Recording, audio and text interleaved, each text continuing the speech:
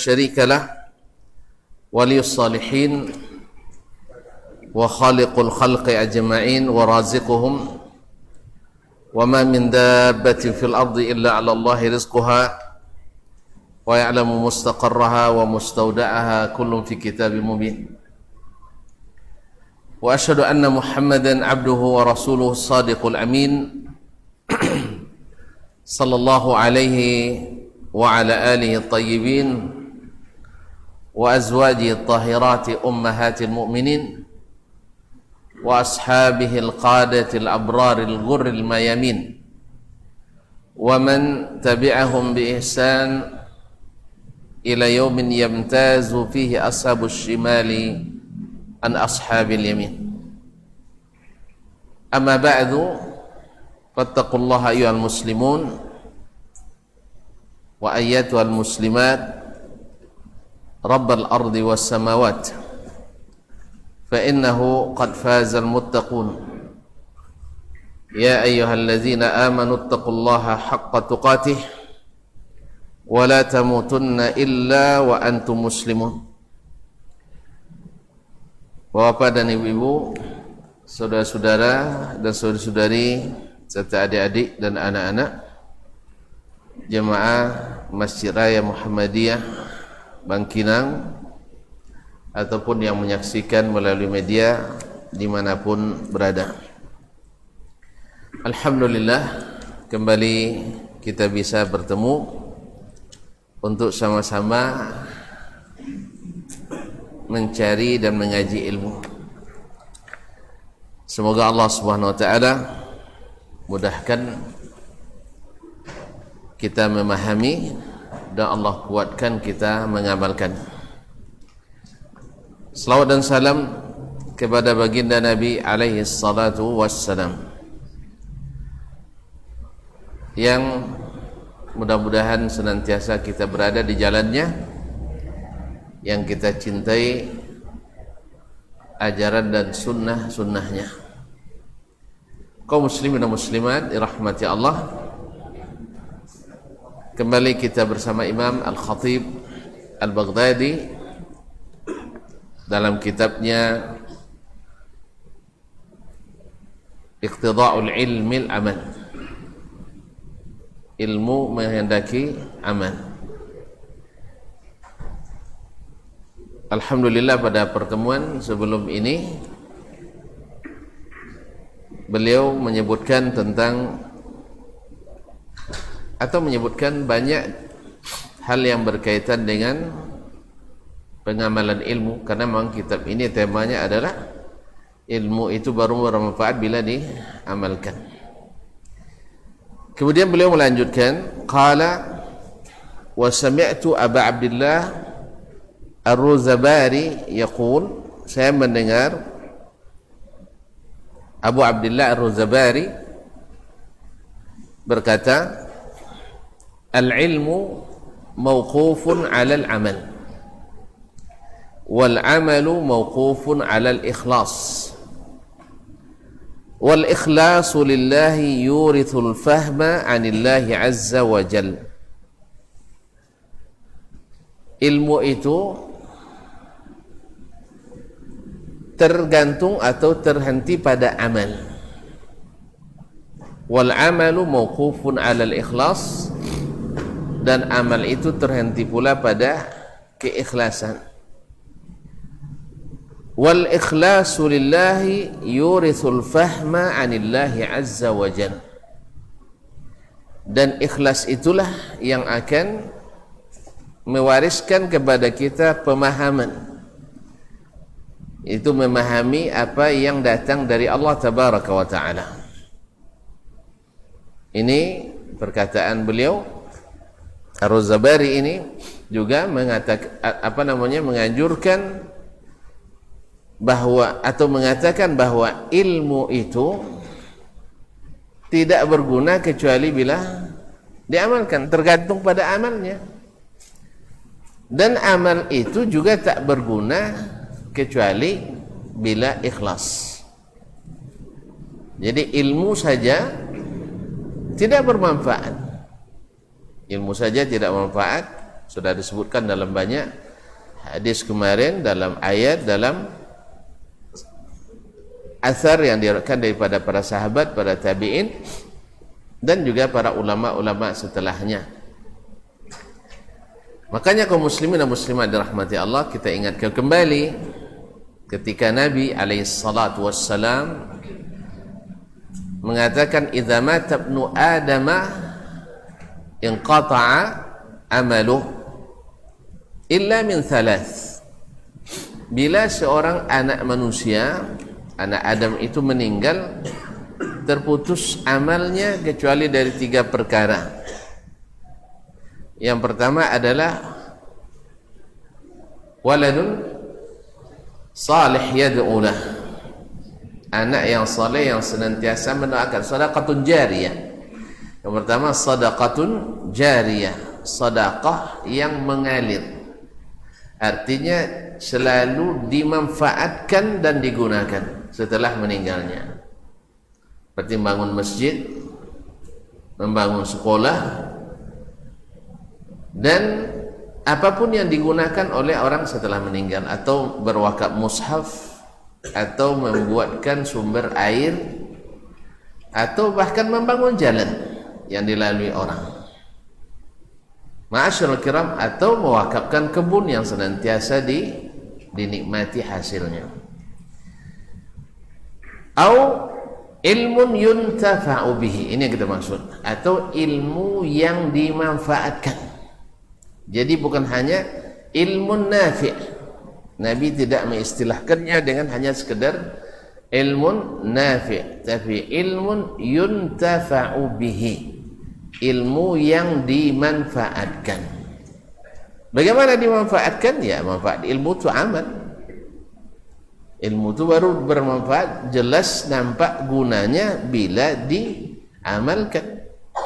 Antum misalnya punya ilmu nahu, Masya Allah hafal alfiyah, ya hafal syarahnya, tapi pas bicara i'rabnya kacau, berarti ilmunya tidak bermanfaat, ya kan?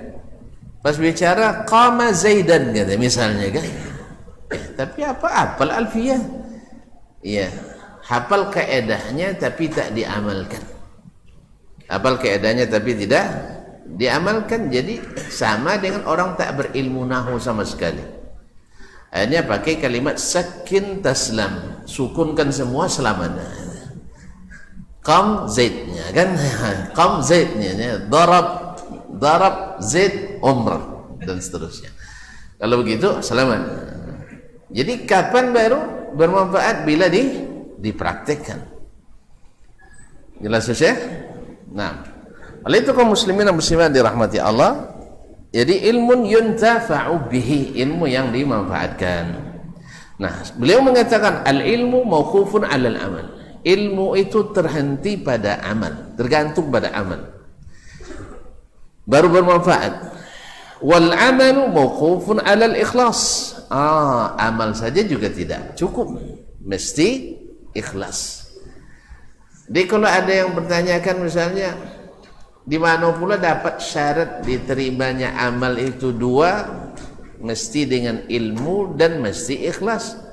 Ini sudah lama sebenarnya, karena memang la ilaha illallah mengharuskan kita ikhlas. Kemudian Muhammadur Rasulullah mengharuskan kita mengikut ilmu Rasulullah sallallahu alaihi wasallam, yang diistilahkan oleh beliau sendiri dengan as-sunnah an-nabawiyah. Ini mengikut sunnah itu adalah sesuatu yang wajib, kata Imam Asy-Syafi'i rahimahullah. Tidak halal bagi seseorang bila jelas baginya sunnah Nabi, meninggalkan sunnah itu karena ikut pendapat seseorang, siapapun orangnya. Karena seperti kata beliau, annallahu subhanahu wa ta'ala tidak mewajibkan taat kepada siapapun kecuali kepada Allah dan kepada Rasulullah sallallahu alaihi wasallam. Nah, ini yang mutawatir daripada Imam Asy-Syafi'i rahimahullahu taala. Ma'asyiral kiram dirahmati Allah. Idzan wal amalu mawqufun 'ala ikhlas wal ikhlasu. Nah, bila seseorang biasa ikhlas, maka datang taufik dari Allah Subhanahu wa taala.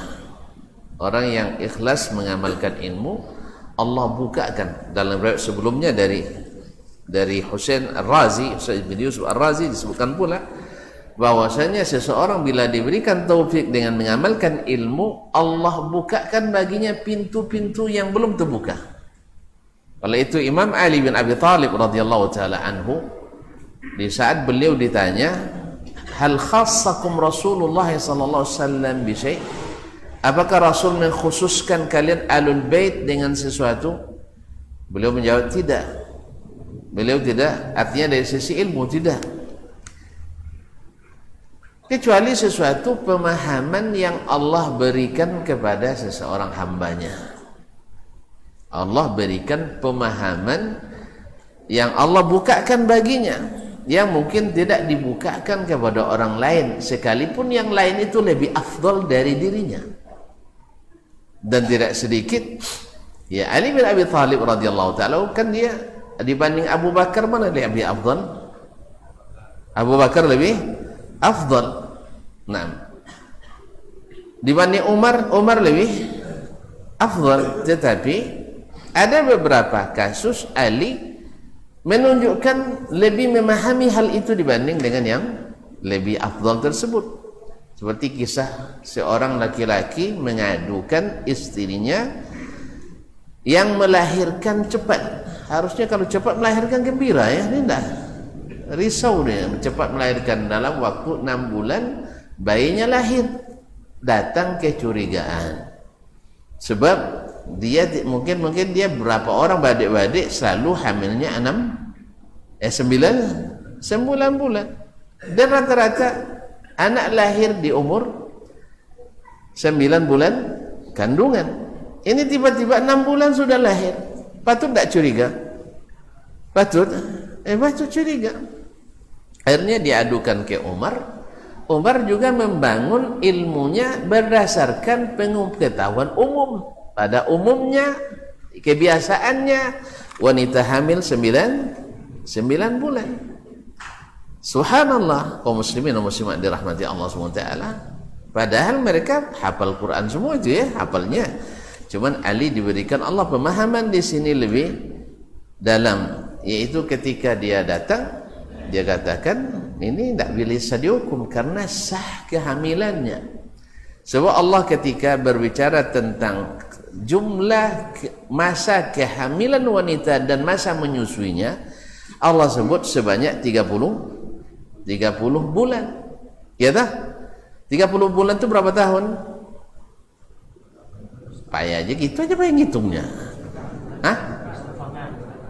2 bulan, 2 tahun setengah itu berapa bulan? 30. Iya, salah.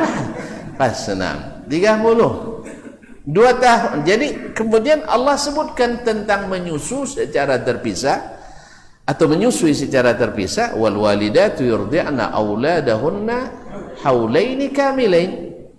Masa menyusui ibu-ibu itu 2 tahun sempurna. Berarti 2 tahun berapa bulan? 24. Tadi kata Allah SWT hamil dan menyusuinya berapa bulan? 30. Berarti 30 kurang 24 tinggal berapa? 6 bulan. Berarti sah tidak hamil 6 bulan? Sah. Syar'i. Cuman aduh itu lah mati tak suruh tak ya. Jadi kaum muslimin dan muslimat, ya memang hal-hal yang ganjil itu manusia patut curiga memang. An-nasu aduwwu ma jahilu. Manusia itu suka memusuhi sesuatu yang belum mereka ketahui. Sama kita sebelum ngaji, ya lihat sebelum ngaji banyak yang kita tak setuju. Assalamualaikum warahmatullahi wabarakatuh. Assalamualaikum warahmatullahi wabarakatuh. Untuk aji ni kan, untuk aji tak dipimpin doa dan zikir. Awal-awal berat memang. Tapi lama-lama ternyata betul juga ya katanya. Saya kadang terlambat, pas ribut-ribut imamnya kacau bacaan saya. Pas masbuk kan, Pas naik ke rakaat ketiga atau rakaat kedua, tergantung terlambatnya. Ya ketika imam kadang-kadang lebih kuat suaranya dari waktu sholat itu. Ketika baca Al-Fatihah, Alhamdulillahi Rabbil Alamin katanya. Pas zikirnya, La haula wa la quwwata. Terkejut orang buatnya. Akhirnya tak khusyuk lagi, orang nyambung. Lama-lama dinikmati rupanya memang ketika imam tidak mengeraskan suaranya dengan mikrofon ketika zikir, ternyata sangat membantu orang-orang yang masbuk. Dengan demikian ternyata kloplah kebiasaan umum Nabi SAW tidak mengeraskan suaranya dengan zikir dengan orang-orang yang sebagian masbuk dalam salat. Pasti kan tidak bayar. Jadi kalau ada ilmu maqasidus syariah kan mantap ini, sesuai maqasidnya. Dengan kenapa Nabi SAW lebih banyak atau umumnya tidak memimpin doa dan zikirnya. Wallahu musta'an. Kembali ke yang tadi. Jadi ada kadang-kadang ilmu Allah bukakan kepada seseorang yang tak dibukakan kepada yang lain, yang Allah lebih tahu tingkat keikhlasannya, dan Allah membagi kebaikan itu kepada siapa yang dia kehendaki. Tidak mesti Ali lebih hebat dari Umar, tidak mesti Ali lebih hebat dari Abu Bakar, karena dalam kasus seperti ini. Jadi jangan nanti gara-gara satu masalah nanti antum mengira lebih hebat dari dosen. Di masalah ini antum benar, tapi 50 masalah nanti antum masuk masalah. Jadi hal itu kaum muslimin muslimat tidak apa-apa. Rubbama yafuqul mafdul al-fadil. Kadang-kadang seorang yang di bawah derajatnya di suatu masalah dia bisa mengalahkan orang yang fadil, yang lebih tinggi daripadanya. Al-maksud di sini bahwa keikhlasan orang mengamalkan ilmu membukakan pintu-pintu pemahaman yang lebih mendalam. Ma'asyiral kiram dirahmati Allah SWT. Itulah yang membuat Imam Ahmad rahimahullah setelah berkenalan dengan Imam Asy-Syafi'i rahimahullah, beliau mengatakan, ya seperti dalam Manaqibus Syafi'i, bahwasanya ana mundu 40 sana ad'u lisy-Syafi'i fi salati. Saya sejak 40 tahun selalu mendoakan Asy-Syafi'i dalam salat saya. Dalam salat. Karena sedekat-dekat hamba dan saya makul doa adalah di dalam salat. Antum pilih sedang sujudkah atau sedang duduk tahiyat al-akhir diiringi dengan doa. Jadi kalau nak doa yang mustajab, yang jelas secara nas dan sharih, adalah di dalam salat kita, baik salat wajib maupun salat sunat. Tapi bagi yang nak jangan pula dipahami dilarangnya doa setelah sholatnya. Antum tidak sabar dulu lah, dengar dulu keterangannya gitu. Tidak sabar. Dibawanya dalil sepanjang-panjangnya, ini dalil bukti bahwa doa setelah. Awak tidak bercakap tentang doa setelah sholat, tapi kita sedang bicara tentang mana yang afdalnya. Jadi jangan salah paham. Itulah kadang-kadang hilang patut dek katujuh itu masalahnya. Jadi kalau ngaji itu jangan baperan gitu ya, bahwa ya yang kebenaran bukan cari pembenaran. Wallahu musta'an. Semoga Allah memberi kita taufik dan hidayah. Boleh mendoakan taufik dan hidayah.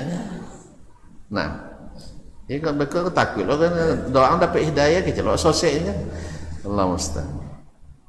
Baik, beliau melanjutkan. Akhbarana Al-Hasan ibn Abi Bakar ibn Syadzan, masyhur Syadzan Al-Baghdadi. قال أخبرنا أبو الحسن علي بن محمد ابن الزبير الكوفي قال حدثنا الحسن بن علي بن عفان قال حدثنا زيد بن الحباب عن حفص بن سليمان كذا في كتاب ابن شاذان ولعله جعفر بن سليمان قال سمعت مالك بن دينار يقول, dia berkata saya terlewat 30 ke 31.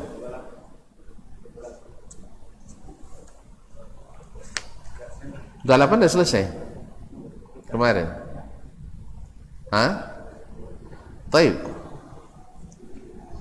Terlewat. Taib. Kita balik, tidak ada masalah. Ya, kalau terlampau putar balik, ada U-turn-nya. Tidak ada masalah. Sahih. 28. Tadi saya baca 28, tapi tiba-tiba sampai di sini kita masuk langsung 30 ya. Baik, jazakallah khairan. Naam. Akhbarana qala al-Imam Al-Khatib Al-Baghdadi rahimahullah, masyaallah. Nyimak-nyimak nih. Jazakallah khairan. Akhbarani Muhammad bin Husain ibn Muhammad Al-Mantuthi telah menyampaikan kepadaku berita ini. Muhammad bin Husain Muhammad Al-Mantuthi qala zakara Ja'far ibn Muhammad ibn Nusair Al-Khuldi.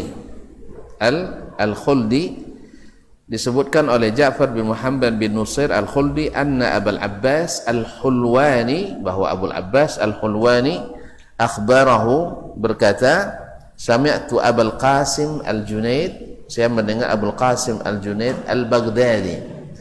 Al-Junaid Al-Baghdadi adalah seorang az-zuhud dan juga seorang sufi, tapi sufi dulu dengan sufi sekarang ya harus dibedakan. Karena sufi dulu orang dengan ilmu, dengan sunnah. Ya, mereka orang-orang zuhud dulu disebut dengan sufi. Dia disebut dengan sufi. Dan mereka berilmu. Kalau sekarang enggak, baru katakan sufi bila enggak berilmu. Dan bila sudah jadi wali-wali. Enggak ada syarat jadi wali. Sufi itu enggak mesti jadi wali. Dan juga sufi dulu enggak mesti pakaian buruk-buruk. Enggak mesti pakaian buruk-buruk dan lusuh. Seperti Bakar bin Abdullah Al-Muzani disebut oleh ulama masuk tabaqatus sufiyah, seperti tabaqatus sufiyah al-mulaqin, dia adalah sayyidut tabi'in. Bajunya, jubahnya hanya 400 dirham harganya. Tapi termasuk orang zuhud. Nabi kita sallallahu alaihi wasallam orang zuhud, juga menyiapkan pakaian yang bagus dan baru untuk menyambut tamu atau untuk hari raya. Termasuk sunnah Nabi alaihi salatu wassalam.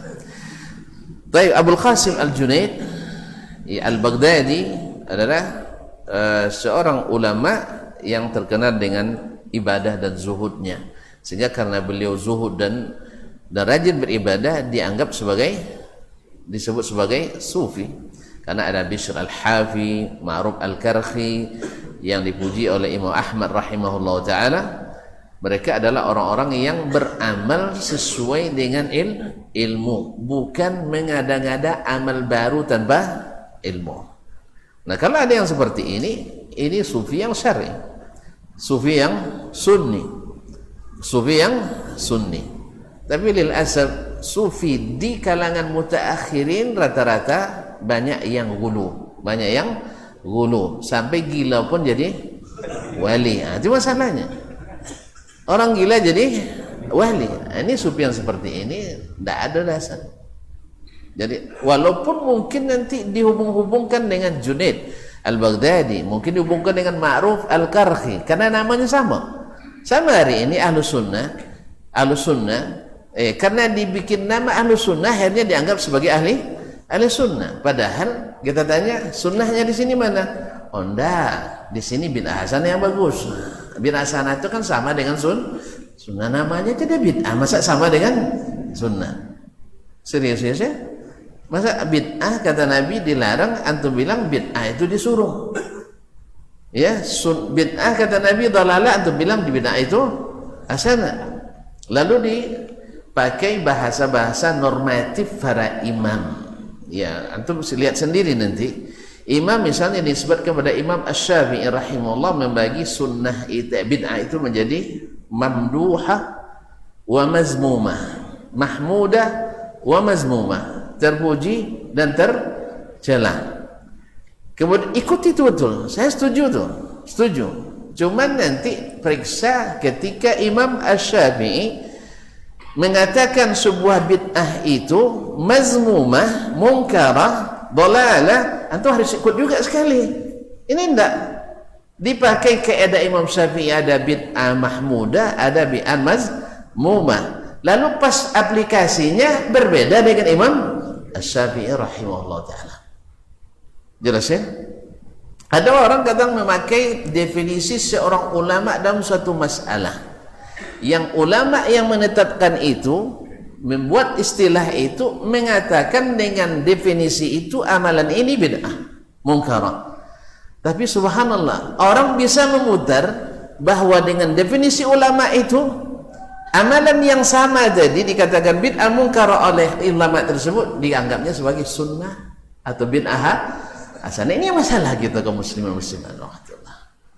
Jadi kita betul perkataan Imam Syafi'i rahimahullah, bid'ah itu bagi dua, mahmudah wa mazmumah. Tapi banyak sekali yang dihukum oleh Imam Syafi'i sebagai bid'ah munkarah, bid'ah dhalalah. Lalu datang kita belakangan dengan alasan Imam Syafi'i mengatakan bid'ah terbagi dua, bid'ah itu bid'ah hasanah. Perlu contoh bahasa. Annal bid'ata bid'atan, bahwa bid'ah itu terbagi dua, bid'atun mahmudatun wa bid'atun mazmumah, yaitu bid'ah yang terpuji dan bid'ah yang tercela. Nah, beliau mendefinisikan bahasa atau istilah syar'i? Bahasa. Jadi beliau membahasakan bid'ah secara lisan.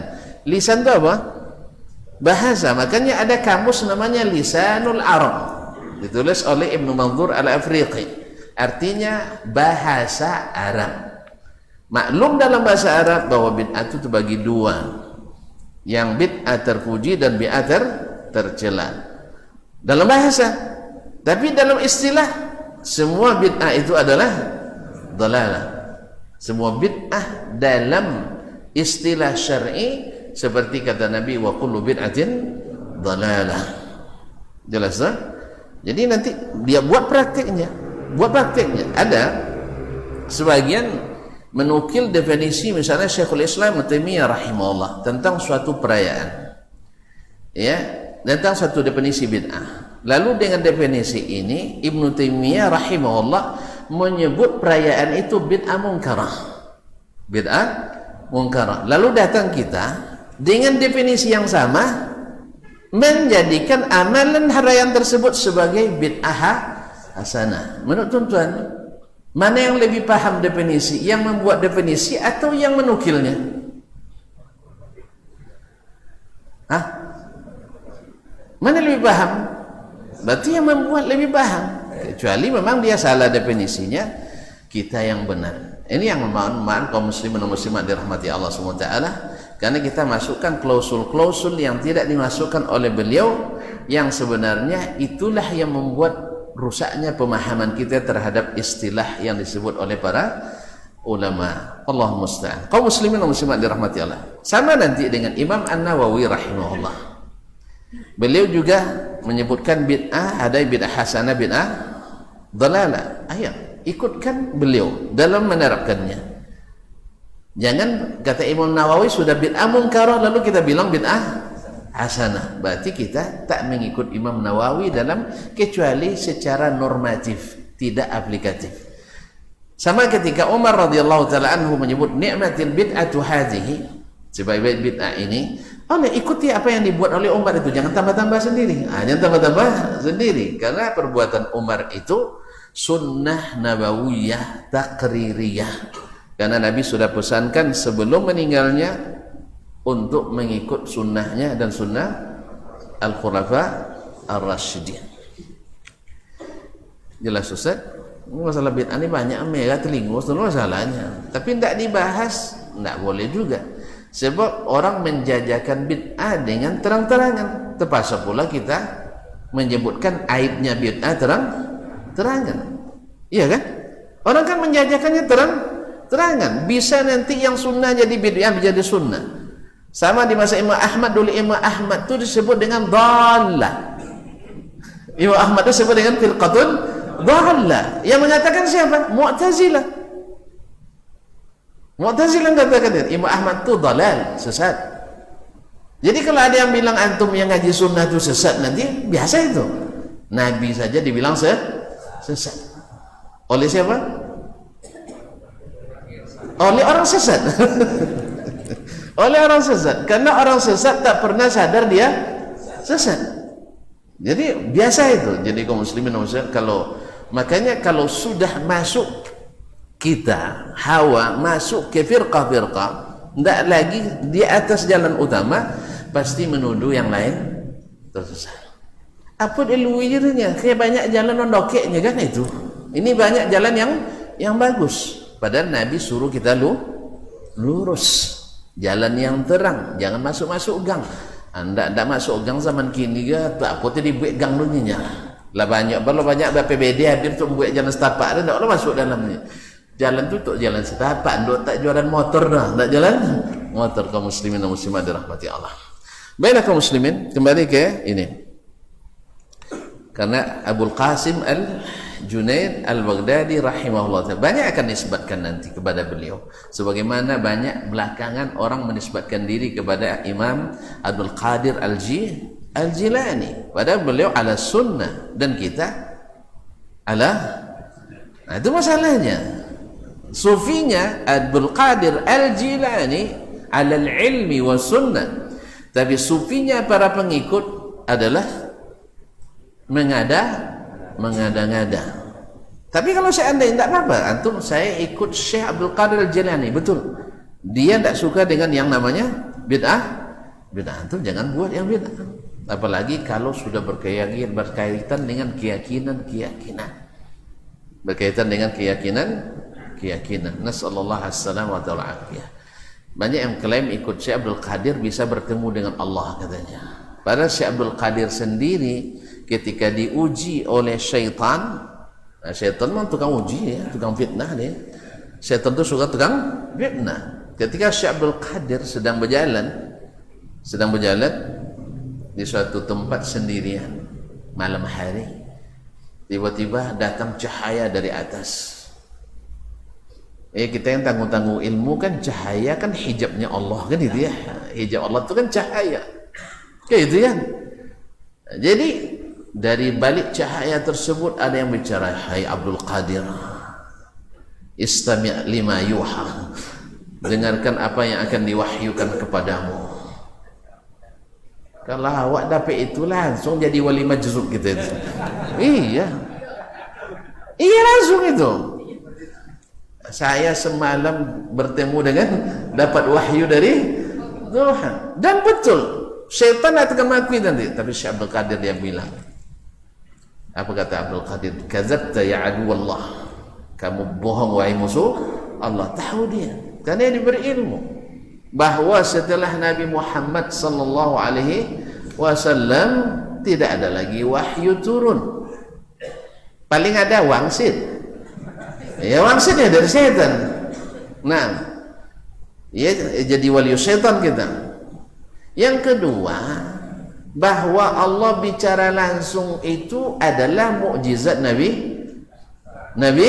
Musa. Tidak ada yang berbicara langsung kepadanya selain Nabi Musa alaihi salam. Dia paham itu. Yang ketiga, tidak ada lagi Nabi setelah Nabi Muhammad sallallahu alaihi wasallam. Kalau dia akui Nabi setelah Nabi Muhammad, kafir dia, na'udzubillah. Oleh sebab itu syaitan baru ngaku, kamu hebat Abdul Qadir, saya sudah banyak menipu masyayikh, syekh dengan cara seperti ini. Banyak syekh yang tertipu gara-gara dapat wangsit. Nasallallahu alaihi wasallam. Kaum muslimin dan muslimat, jadi beda antara yang sufi yang seperti ini dengan sufi yang banyak mengada-ngada di masa mutaakhirin. Oleh sebab itu konotasi kata sufi bagi yang cinta sunnah Nabi pasti negatif. Sebab apa? Sebab yang ada pada hari ini sufinya rata-rata pemahaman menyimpang. Oleh itu kaum muslimin dan muslimat, Syekh Abdul Qadir dalam kitabnya Al-Ghunyah mengatakan tidak boleh mengamalkan seperti amalan kami ini seperti orang yang berilmu tentang sunnah Nabi sallallahu alaihi wasallam. Wallahu musta'an. Oleh itu kaum muslimin dan muslimat dirahmati Allah, makanya kalau saya lihat tuan-tuan kalau dengar kata-kata sufi itu takutlah negaranya. Ya, karena saat ini begitu memang. Banyak yang masuk sufi itu bukan menuntut ilmu, tapi nuntut ilmu. Itu masalahnya. Banyak yang nuntut ilmu. Nah, jarang. Paling ilmunya ilmu kira-kira dan rasa-rasa. sunnah yang sudah jelas pasti nanti dipelintir dan dipelintir untuk melancarkan jalan. Nasallallahu alaihi wasallam. Kaum muslimin dan muslimat dirahmati Allah. Akhbarani sami'tu Abul Qasim Al-Junaid yaqul, saya mendengar Abul Qasim Al-Junaid Al-Baghdadi berkata, "Mata aradta an tusharrafa bil ilmi wa tunsaba ilayhi wa takuna min ahlihi qabla an tu'tiya al-ilma ma lahu 'alayka ihdajaba 'anka nuruhu wa baqiya 'alayka rasmuhu wa dhuhuruhu dhalika al-ilmu 'alayka la lak wa dhalika anna al-ilma yushiru ila isti'malihi fa idza lam tasta'mil ilma fi maratibihi rahalat barakatuh."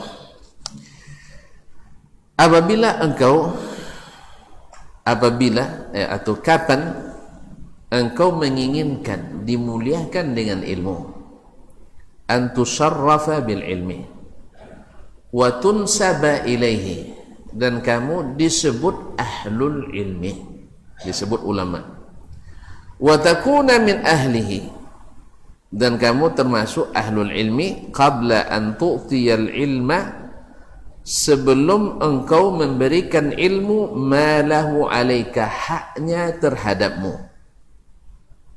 Ya, bila engkau ingin dimuliakan dengan ilmu dan dinisbatkan kepadanya dan dianggap sebagai ahlinya, tapi sebelum kau berikan ilmu itu haknya terhadap dirimu, apa yang wajib kau berikan pada ilmu itu?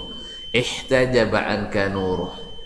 Kalau belum kau berikan haknya, maka cahaya ilmu itu akan terhijab darimu. Cahaya ilmu itu akan terhijab. Karena ilmu itu cahaya, seperti kata Waqi' Ibnul Jarrah Ar-Ru'asi. Nah, kalau kau tak berikan haknya, dia akan terhijab daripadamu cahaya. Wa baqiya 'alaika rasmuhu wa dhuhuruhu, sehingga yang tinggal padamu hanya hurufnya saja. Ya, hurufnya antum hafal betul, tapi cahayanya redup, ndak nampak bersinar. Kalau ndak bersinar, loyo nengok, kan loyo nengok, nah? Sanginyo ndak kojong, ndak apa lagi? Iya, makanya kaum muslimin dan muslimat, kenapa sahabat itu semangat untuk mengamalkan ilmu? Dan mereka lihat Nabi bersemangat. Kenapa para sahabat lihat sahabat yang lain itu termotivasi? Karena memang kadang-kadang lebih dari yang disifati. Kalau kita dalam kalau tulis biografi kita, masya Allah hebatnya luar biasa. Lah bosnya saya bosnya. Iya, betul itu. Siapa ada ungkapan seorang ulama? Anda dalam ungkapan ahli nahwu, itu dalam sebuah syair disebut wa antas ma'abil mu'aidi khairun min antara. Jadi ndongon tentang mu'aidi lebih elok daripada nengok. Jadi kalau didongon tak sakene dah.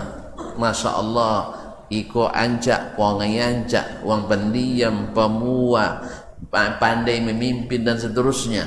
Lama suah, kawasan tak sakene kiki dah. Kawasan pambongi tak tawong dah. Kawasan kalau nyo dapet tak pun nambai, bewang san. Kalau gitu cak dongau je lah, jangan sampai boswa. Sebab kalau boswa tidak sesuai dengan yang disebutkan. Pernah boswa tidak? Pernah boswa? Al-Mu'aidi. Al-Mu'aidi nomor. Kalau di Indonesia Mukidi. Kan Indonesia ada Mukidi ya. Kalau di Arab daru Mu'aidi. Jenjen on agak tuan kamai. Jadi wa antas ma'abil Mu'aidi khairun min antara. Lebih baik kau dengar saja berita tentangnya, tak usah bertemu dengannya. Karena kalau bertemu dengannya menyesal kamu. Menyesal. Apa dia sampai boswo? Serius, Anda sudah menemukan. Iya, ketika kan namanya masya Allah hebat kan? Namanya hebat. Tapi setelah bertemu nak salam, tarik tangan dia. Astagfirullah. Apa dia boswo dan josekanya dan lebih elok tak boswo, sehingga kita memuji-mujinya, menyebutnya dengan segala kebaikan. Tapi setelah bertemu, la haula wala, rusak hati kita. Ya, rusak hati kita. Inilah makna bahwa sesungguhnya kalau kau hanya suka dinisbat kepada ilmu, dan ingin dielu-elukan, dimuliakan dengan ilmu, tapi hak ilmu tak kau berikan, maka cahayanya akan redup, bahkan terhijab dari dirimu. Nah, ini perkataan siapa tadi? Al-Junaid Al-Baghdadi rahimahullah ta'ala.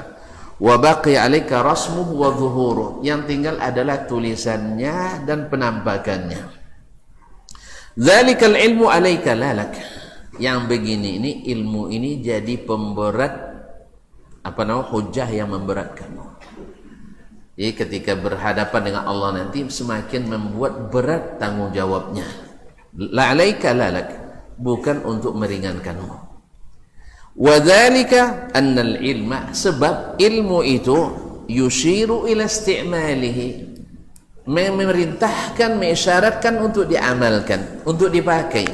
Fa idza lam tasta'milil ilma, apabila engkau tidak pakai ilmu itu fi maratibihi, sesuai dengan tingkatan-tingkatannya, rahalat barakatuhu, pergilah keberkahannya. Dan keberkahan ilmu kaum muslimin dan muslimat dirahmati Allah SWT, ya, menjadikan subhanallah sumber manfaat bagi orang, diri kita sendiri dulu. Seperti kata Imam Malik, ma talabtul ilma illa li uzilal jahla aw li arfa'al jahla an nafsi. Saya nuntut ilmu ini supaya saya tidak jahil, sebab jahil itu gelap, makanya saya nuntut ilmu, kata Imam Malik rahimahullah. Dan ketika dia dapatkan, dia tanamkan pesan maknya bahwa engkau, hai Malik, kalau dapat ilmu mesti ada berubah. Kalau tidak berubah dapat ilmu percuma kau ngaji. Makanya kaedah ngaji Rabu, Kamis diamalkan, apanya? Rabu ngaji, Kamis potong jenggot, Jumat potong enggak, Kamis potong celana, Jumat pelihara jenggot, Sabtu berdakwah. Itu bagus. Dia artinya dapat ilmu Rabu ngaji, Jumatnya sudah nampak dua ilmu itu diamalkan. Dan Sabtu turun berdakwah, sehingga tertarik pula 3 orang untuk pergi ngaji Rabu besok. Nah, yang 3 ini turun lagi Sabtu, ya kan, menyampaikan ilmu yang 2 ini. Karena berdakwah itu tidak mesti jadi ulama dulu. Seperti kata Nabi SAW, balighu anni walau ayat. Kalau untuk masalah tablik, walaupun hanya 1 ayat. Nah, dapat 2, amalkan 2. Dapat 3, amalkan 3. Kemudian dilipat gandakan lagi, berdakwah ke orang lain, dapat pahala orang mengamalkan tadi. Motivasinya luar biasa, lebih dari MLM. MLM kan berapa persen cuma?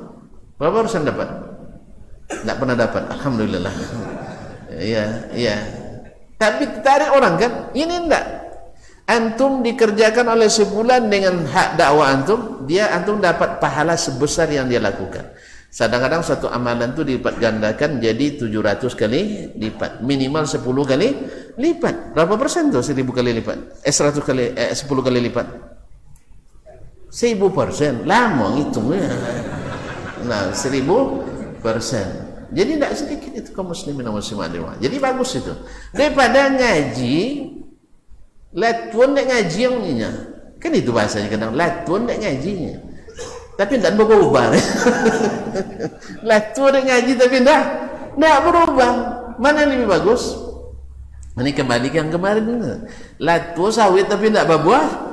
Buah iko buat 3 tahun lah, mandan dek berbuah. Jadi oleh itu kaum muslimin dan muslimat dirahmati Allah, ini makna dari perkataan beliau, bila kau ingin dianggap berilmu, dinisbatkan ke ahli ilmu, tapi hak ilmu itu tak kau berikan, ini menjadi hal yang memberatkan dan akan pergi keberkahannya darimu, sehingga orang tak tertarik menuntut ilmu.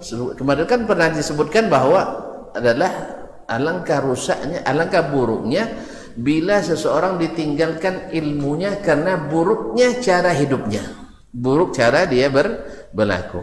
Oleh itu menjadi ahli ilmu itu, menjadi penuntut ilmu itu sebenarnya ngeri-ngeri sedap. Ngeri-ngeri sedap. Sebab yang salah copet nampak dia. Orang selalu yang mencatat yang salah itu, yang betul lupa dia.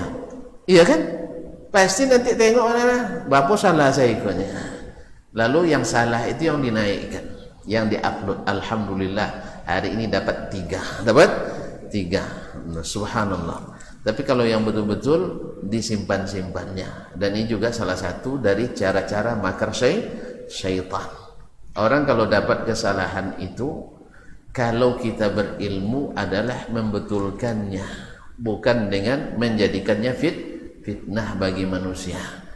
Hanya syaitan yang tukang fitnah. Kalau manusia, orang-orang yang beradab, orang-orang yang berguna ilmunya, bukan untuk menjadikan sebagai bahan-bahan makar dan fitnah. Nasallallahu alaihi wasallam. Makanya barakat ilmu tidak ada. Barakat ilmu tidak ada. Lebih dikenal dengan tukang fitnah daripada tukang ilmu. Nasallallahu alaihi wasallam. Baik, masuk waktu? Berarti selesai. Nah, azan dulu akhir. Azan. Ini qamat bakil. Baik.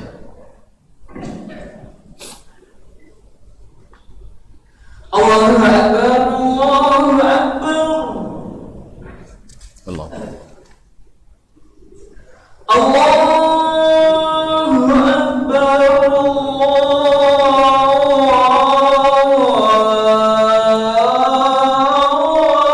Akbar. Allahumma. Asyhadu an la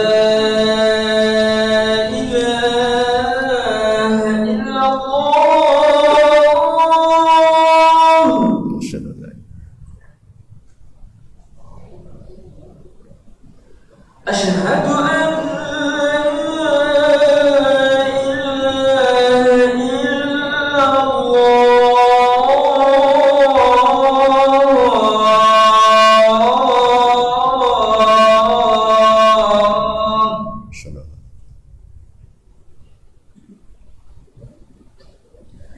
Asyhadu anna Muhammadar Rasulullah.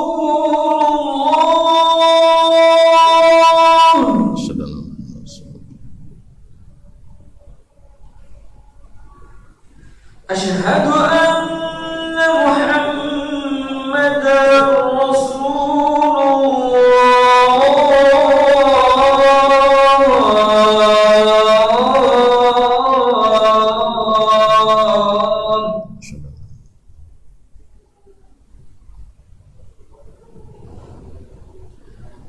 حي على الصلاة.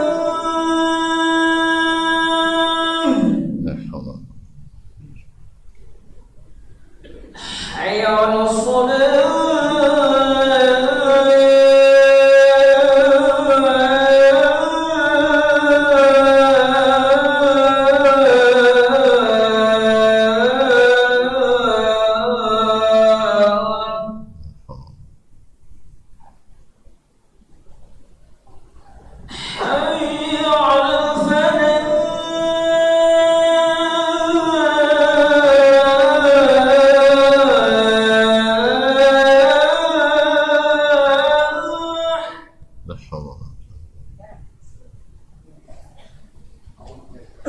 حي على الفلاح.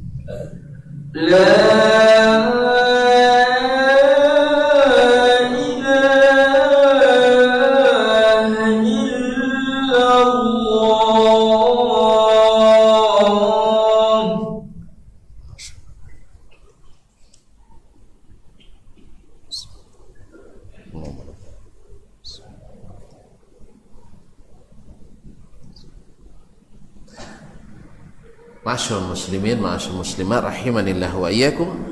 Kemudian beliau melanjutkan, akhbarana Abul Husain Ahmad ibn Husain Ahmad Al-Wa'iz. Qala sami'tu Abu Abdullah Rozabari yaqul, saya mendengar Abu Abdullah Rozabari yaqul, juga seorang zuhud. Man kharaja ilal ilmi yuridul ilmah lam yanfa'hul ilm. Siapa yang keluar mencari ilmu sekedar untuk ilmu, maka ilmu itu tidak bermanfaat baginya. Ilmu itu tidak membawa manfaat baginya kalau hanya sekedar nak berilmu. Nah, wa man kharaja ila al-ilmi yuridul amala bil ilmi nafa'ahu qalilul ilmi. Barang siapa yang keluar mencari ilmu tapi maksudnya untuk diamalkan, maka ilmu itu walaupun sedikit bermanfaat baginya. Ini semakna dengan perkataan Abdurrahman ibn Qasim, qalilul ilmi ma'at taqwa katsir. Sedikit ilmu dengan takwa. Takwa itu kan mengamalkan perintah, meninggalkan larangan. Siapa yang bertakwa dengan ilmu yang sedikit, berarti banyak ilmunya. Wa katsirul ilmi ma'a ghairi taqwa qalil. Ilmu yang banyak tapi tak bertakwa, arti tak berbuah amal, nilainya nihil. Nah, ini kan sering kita ulang-ulang. Sebatang tapi buahnya lebat lebih bagus daripada berpuluh batang buahnya meranggas sedikit. Awak memelihara batang tak apa. Ya, lebih baik memelihara buah kan. Kalau perlu buah nawa, batang cak nak nawa. Iya kan? Kalau bisa cak buah sampai. Contoh ni mau kata kan, buah sodo nawa, batang tak nampak. Awak batang tak sekendek, tapi tak ada bisa dimakan buah. Jadi kaum muslimin mesti keberkahan itu. Jadi sekarang memang kalau selalu saya kadang kawan-kawan selalu kami menekankan begini. Kalau misalnya di dunia pendidikan, saya tidak membayangkan banyak sekali untuk kemajuan pendidikan itu. Hanya dua yang sering saya inginkan. Satu, bisa menciptakan lingkungan yang menyenangkan, baik bagi pegawai, bagi guru, dan seterusnya. Yang kedua, ada ilmu itu diamalkan. Selesai itu, insya Allah. Dan kalau ini diterapkan, insya Allah IPK anak kita tinggi. Jadi bukan mengejar akreditasi, walaupun akreditasi pasti tinggi kalau sudah yang seperti itu. Sebab yang bekerja nyaman, akhirnya dia bekerja dengan sepenuh hati. Maka tugas para petinggi untuk menjaga keikhlasan hati. Nah, pahamlah tuh. Ya, kalau enggak, jangan jadi petinggi diperendah aja lah. Bagi tukang buat perencanaan, penggajian, anang-kanang dulu. Ya, bahwa disiapkan yang menyenangkan. Jadi nyaman lingkungannya. Bukan hanya sekedar itu, juga nyaman dengan akhlak dan etika yang ada. Tentu saja ini perlu ilmu. Yang kedua, anak-anak terbiasa mengamalkan ilmu. Insya Allah akreditasinya tinggi. Insya Allah kalau diuruskan ISO-nya juga dapat. Dan lebih lagi urusan kita selalu dipermudahkan Allah Tabaraka wa Ta'ala. Kenapa? Barakah ilmu itu seperti itu. Kaum muslimin, kalau tuan-tuan misalnya ketika Syekh Abdul Aziz bin Baz rahimahullah, beliau bukan ahli manajemen. Kalau dari sertifikat bang, bukan urusan manajemen. Beliau tamatan masjid.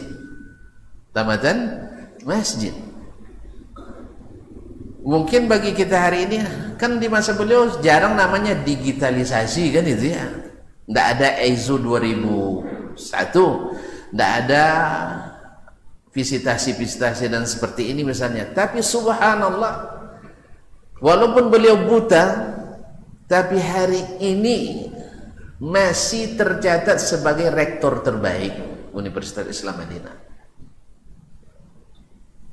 Jelas, walaupun yang belakangan nanti bisa bangun gedung yang lebih mewah, bisa menghadirkan digitalisasi dan sebagainya, sistem pendaftaran, registrasi online dan sebagainya. Ini tidak ada masalah, bagus, tidak ada masalah. Tapi isi yang lebih penting, yaitu ilmu itu semangat orang mengamalkannya. Karena apa? Cahaya itu nampak di diri beliau sendiri sebelum para petugas, para wakil-wakilnya, para dosen-dosen, mahasiswa-mahasiswa. Jadi kalau orang nak datang ke kantor Syekh selalu dengan perasaan optimis. Beda sebagian orang asal nak menghadap pasti risau. Nah, itu beza. Sama-sama orang berilmu. Mau apa saja Pak Dasman yang misalkan alun hilang podium potong lagi ya. Belum hilang pedih karena terluka oleh ucapannya. Misalnya antum bawa tidak sesuai dengan yang saya inginkan tugas itu. Apa dia bongak bonong begitu ya. Lolok aja kojong ya. Itu sakit tidak itu ya? Sakit tidak? Daripada mengucapkan itu lebih baik ya, lebih baik kita katakan misalnya ini kurang referensinya, ini saya fotokopikan, kalau perlu ini duit untuk fotokopi, kan manis nggak? Manis. Nah inilah Syekhul Islam Abdul Aziz bin Baz rahimahullah ta'ala. Musuh pun yang ketakutan bila bertemu dengan beliau menjadi tentram. Ini tidak kawan sahabat kan bosui bosuk. Sahabat kental mang, sama lolok je sama makan. Tapi kalau pas di kantor kan bosui je nya dia ndak tekan awak sama-sama kuliah dan lulang dia. Payah. Memang ditengoknya kepala. La haula wala quwata billah. Kasih tidak.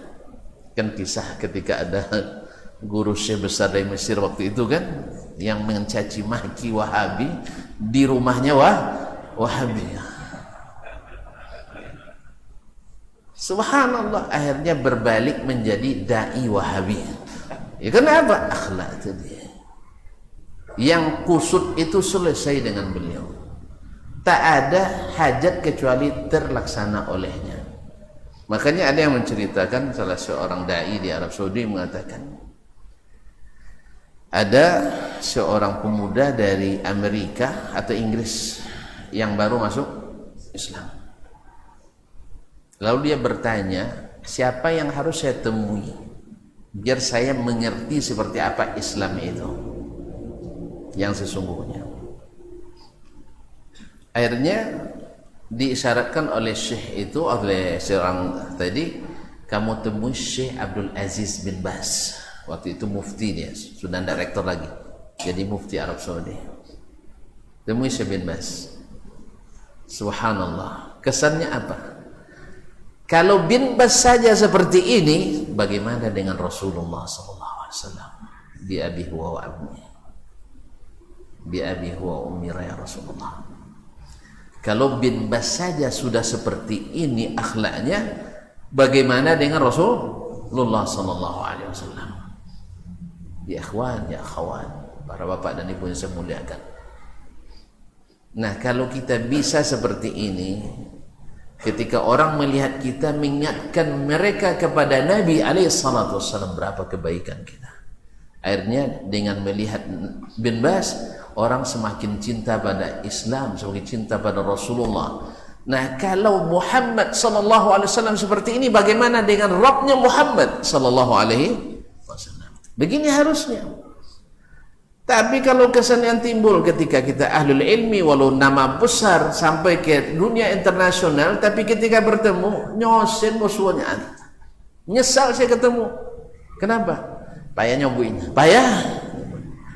Nah, kaum muslimin dan muslimat, semoga Allah SWT menjadikan ilmu itu barakah, ilmu itu bercahaya, ilmu itu mendatangkan rahmat, membuat orang mengingat Allah Tabaraka wa Ta'ala, mencintai Islam, bukan hanya sekadar teori tapi aplikasi. membuat orang semakin yakin, bukan semakin bingung. Ya, membuat orang yakin dengan Al-Quran dan Sunnah, bukan semakin mempreteli dan meragukan hakikat Al-Quran dan Sunnah Nabi alaihissalatu wassalam. Walaupun demikian, fitnah terhadap beliau dari lisan-lisan pendusta juga tak pernah selamat. Sama Rasulullah SAW dari lisan-lisan penfitnah juga tak selamat. Bahkan Allah Tabaraka wa Ta'ala dari lisan-lisan yang binasa juga tidak selamat. Semoga Allah SWT tidak menjadikan kita bagian dari tukang fitnah dengan menghalalkan segala cara, tapi adalah mudah-mudahan orang yang benar-benar mencari ilmu untuk diamalkan sehingga melahirkan barakah dan cahaya. Dan ini tidak bisa dibuat-buat, tidak bisa dengan pelatihan, tetapi dengan keikhlasan seperti kata imam yang tadi. Wallahu musta'an wa alaihi tuklan. Barangkali sampai di sini. Sampai jumpa kembali di waktu dan gelombang yang berbeda. Iya, mungkin waktunya sama tapi gelombangnya mungkin berbeda. Terima kasih dan mohon maaf. Saya kira sangat jelas sih. Jadi tidak ada pertanyaan di sini. Wallahu taala alam. Wa sallallahu ala nabiyyina Muhammadin wa sallam. Wa subhanakallahumma bihamdik asyhadu an la ilaha illa anta astaghfiruka wa atubu ilaik. Wassalamualaikum warahmatullahi wabarakatuh.